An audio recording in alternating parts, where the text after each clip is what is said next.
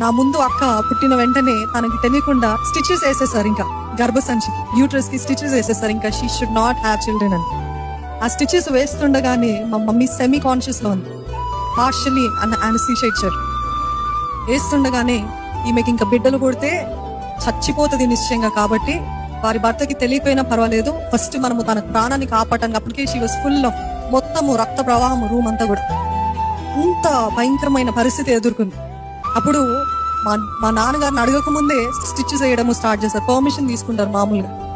కానీ స్టిచెస్ వేసేస్తుంటే మా మమ్మీకి మా తల్లి గారికి ఒక స్వరం వినపడుతుంది. ఏంటి తెలుసా? ఈ కుట్లు నాకు అడ్డమా అని దేవుడు తనతో మాట్లాడుతున్నాడు.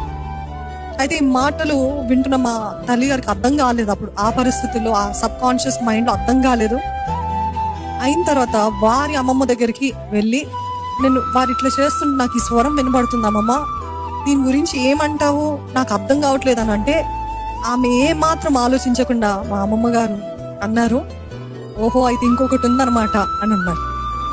ఆ రీతిగా గర్భసంచి మూసిన తర్వాత కూడా దేవుడు ఆశ్చర్యరీత గర్భాన్ని తెరిచి నన్ను పుట్టించాడు. హల్లెలూయా.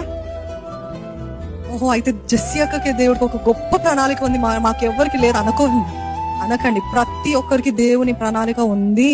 ఆమేన్.